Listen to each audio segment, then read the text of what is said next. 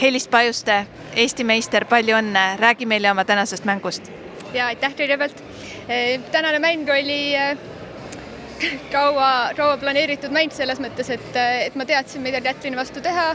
Ma proovisin anda endast parima ja leida neid tühjusid kohtasid ja panna tema jooksma, sest et löödid on tal head ja tugevad. Et minu eelis võib-olla oligi see, et lihtsalt joosta seal väljakul ja seda ma täna suutsin. Kui sa said teada, et Kristin Kuuba ei võistle, ta oli sinu tabeli poolel, mis mõtted see sul peas tekitas?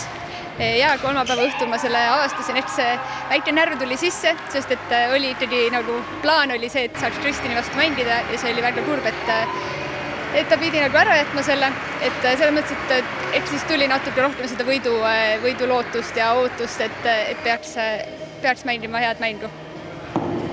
Kas sa oskad öelda, mis ajal oli see, kui sa esimest korda seadsid endale eesmärgiks medali või ka meistritiitli võitmise Eesti meistrivõistlustel? Ma arvan, et see oli see esimene trenn, kui ma sulgpalli tulin, et selles mõttes, et parimaks ma olen alati tahtnud saada. Nüüd lihtsalt on see pikk töö ja lõpuks kandis villa seekord. Tänasel päeval vähemalt läks niimoodi. Mis on sinu järgmised eesmärgid? Järgmised eesmärgid on kindlasti täiskasvanute GP siin kohe tulemas ja siis on Euroopa karika etappidel vaja häid tulemusi teha. Aitäh!